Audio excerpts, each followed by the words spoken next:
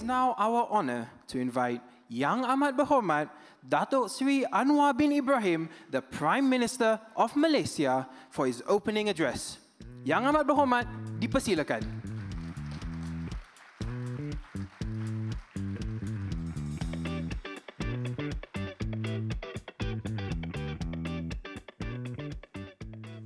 Assalamualaikum warahmatullahi wabarakatuh. Salam sejahtera.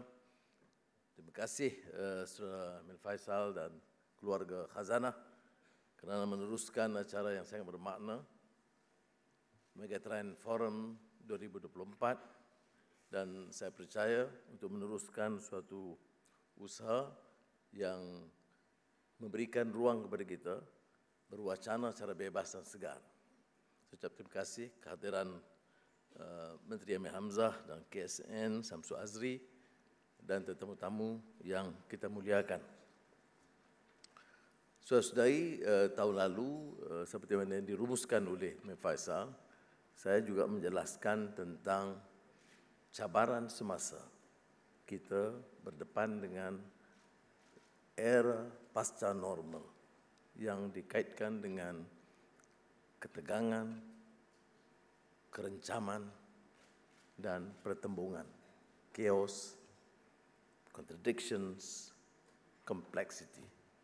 Dan ini semua berlaku dalam masa yang sama. Dan oleh yang demikian, mengarah dan menuntut kita mengadakan wacana yang bebas dan menggesa, mengasak supaya ada pemikiran baru. So, ladies and gentlemen, when I first contemplated the theme of this year's forum, it stirred some deep reflections, for it captures Malaysia's journey over the decades, a journey characterized by trials and triumphs, setbacks and successes. Yet today, the stakes are as high as ever. We now live in a post-normal world defined by chaos. Never have we seen such a convergence of pressures: the climate crisis, rising tide of geopolitical tensions, impacts of macroeconomic headwinds, a network of complexity and uncertainty that demands coordination of the highest order. Malaysia, like many nations, stands at a critical crossroads to leap forward or be left vulnerable to destructive processes. The answer is crystal clear. Our development pathway must be forward-looking, and our solutions must serve the well-being of the rakyat, addressing inequality and cultivating a mindset of shared responsibility and innovation. In the great debate between interventionist government and unbridled capitalism, we know that in modern times, the conventional world has been that it is not the business of government to be involved in business. On the contrary, according to this doctrine, government must get out of the way and let the movers and shakers of business and corporate tycoons have absolute free rein to drive the economy forward. But there are exceptions, it seems.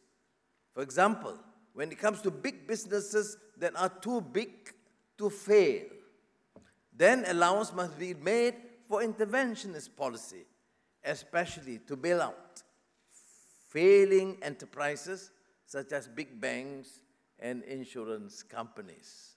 Those who are familiar with Stiglitz' account understand this better. To my mind, no matter how you slice it, this approach looks very much like socialism for the rich and capitalism for the poor, where state policies assure that the rich and powerful get to have the cake and eat it too, while the poor and marginalized will be left to clean up the plate. This is why, my dear Professor Stiglitz and I are on the same page. I try to elevate my stance a bit. Perhaps we differ only in terminology or the exact wording used. Professor Stiglitz calls it progressive capitalism, and I call it humane economy for social justice. In his latest book, The Road to Freedom, no coincidence, I alluded to this fact this morning when I met him. I said, the title is diametrically opposed to Hayek's The Road to Freedom. Stiglitz advocates for more government, not less, including the need for environmental regulations, financial regulations, and other regulations necessary for the proper running of the government. Professor, I know these are not your exact words, but as good politicians, we summarize better.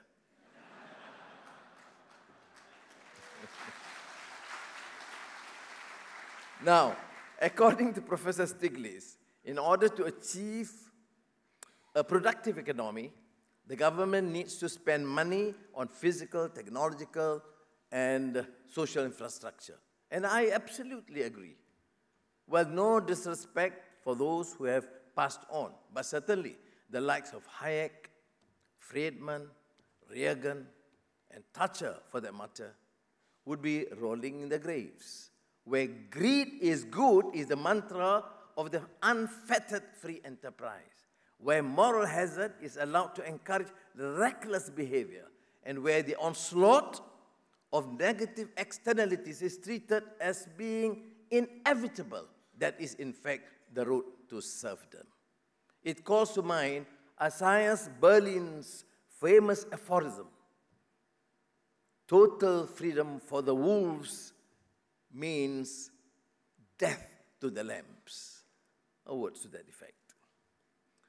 At this juncture, it bears recalling John Rawls' abiding question on what principles of justice should prevail in order to attain to a good society. That is, a society that is fair and egalitarian.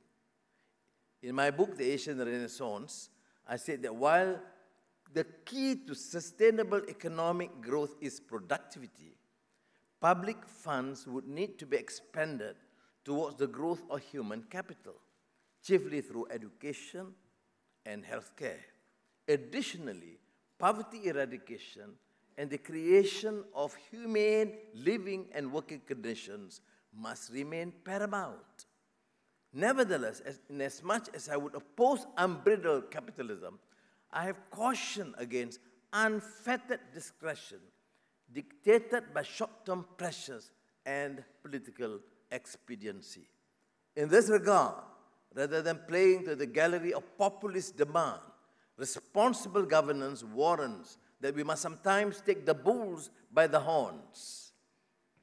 So we had this subsidy rationalization. Unpopular is sweet, palatable to the economists, but disaster for politicians. But since we are committed to institutional reform and economic reform, we have to pursue. Now, which happens to be our task, and we did it last May, and we decided to implement the diesel subsidy rationalization plan, electricity, and after that we had this assistance or withdrawing the special assistance for the chicken subsidy program. Can you imagine?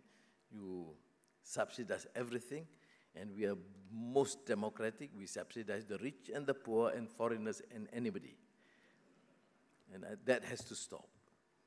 Rather than taking the safe course of merely paying lip service while being frozen in action, as previous governments had done, we had to summon firm political courage to take this course of action at the risk of being unpopular.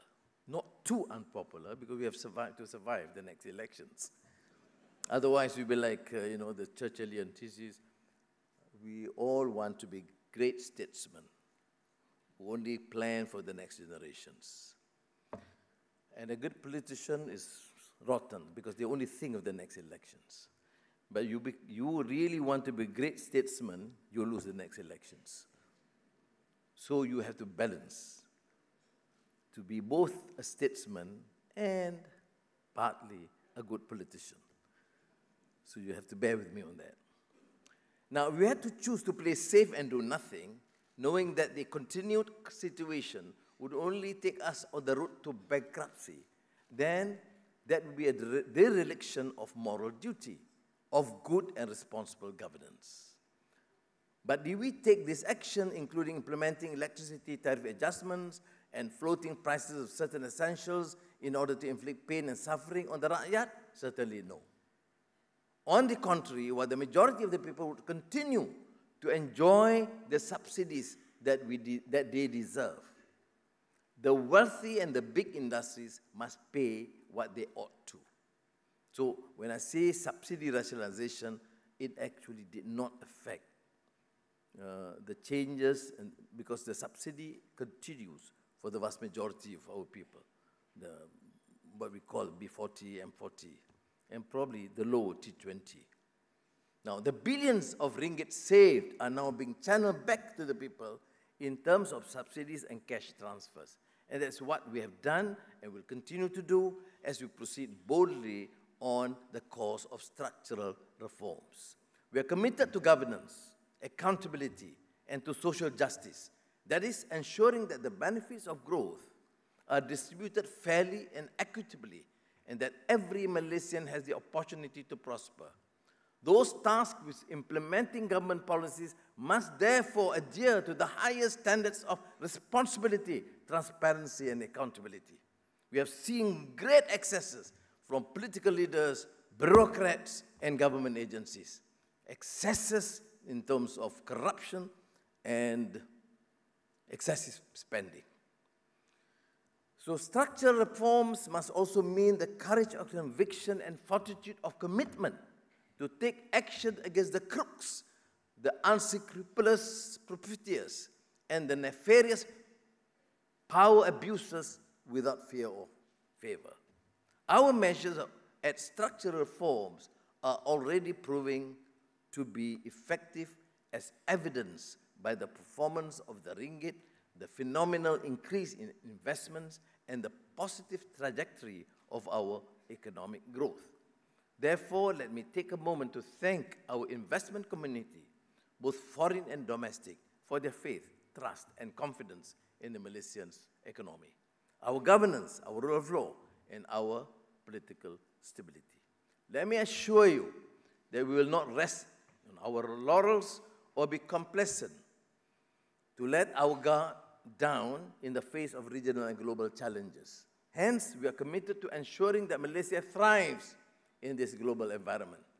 We are determined to create a pathway to raise incomes, eradicate poverty, and ensure that growth is sustainable, inclusive, and just. We'll continue to embrace a spirit of openness, a readiness to adapt, innovate, and constantly push the boundaries of what is possible. Our response must be holistic, coordinated, and above all, focused on the long-term well-being of the nation. The Madani Economic Framework I introduced last year outlines how Malaysia can prepare for an increasingly dynamic and complex global economy. As innovation and technology are prime drivers of growth for the world today, the government is working alongside GLICs to boost VC financing in this area for the next 5 years. So I thank Faisal and colleagues who have been very supportive in this venture. To deal with climate crisis, environmental degradation, and resource depletion, we have the National Energy Transition Roadmap 2030 and the recently launched National Climate Change Policy 2.0 to transform our energy sector, reduce emissions, and ensure that we meet our climate targets. Whereas Malaysia has long been a global player in electronics and electrical manufacturing, we must now pivot towards more sustainable technologies and practices while moving up the semiconductor moving up the semiconductor value chain in the global supply network. As the demand for advanced chips continue to spike in tandem with the proliferation of artificial intelligence, EVs, and autonomous driving, as well as in response to a host of geopolitical and geoeconomic factors, the National Industrial Master Plan 2030 must be nimble enough to make the necessary adjustments to respond to the vagaries of market forces. And as we look ahead to our ASEAN chairmanship in 2025, in fact, technically next week itself, Malaysia is prepared to lead with a vision of unity, inclusivity, and collaboration. Recent geopolitical divisions threaten the stability of our region, but through shared leadership and a policy of strong neutrality, or we call it centrality, we can overcome these changes, inshallah.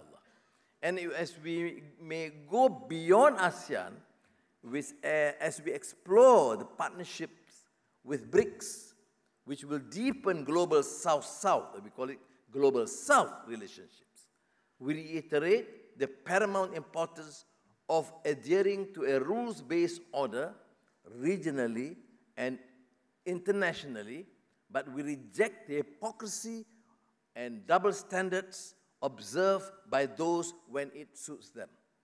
Likewise, the world needs a new financial architecture founded on the principles of equity, fair play, and justice. And we cannot continue to be disadvantaged by the anomalies and aberrations of the Bretton Woods system. Now, Excellencies, ladies and gentlemen, as we navigate this age of turbulence and contradiction, let us do so with courage, conviction, and a commitment to the greater good. I look forward, of course, to follow the deliberations by learned scholars, their views on new growth and development strategy for developing nations, particularly on how developing countries learn to learn for structural transformation. The importance of a scientific temper within national talent is why I believe technological progress and governance go hand in hand. I am certain that these next few days will fill us with a zeal for innovative change, to work together to transform Malaysia into a beacon of resilience, a leader in innovation, and ultimately a nation that embodies the spirit of openness, tolerance, unity, and justice. Terima kasih. Thank you, Yang Amat Berhormat Datuk Seri, for that enlightening opening. With that, we invite Datuk Faizal to accompany the Prime Minister and VIPs to visit the Dana Impact booths at the foyer.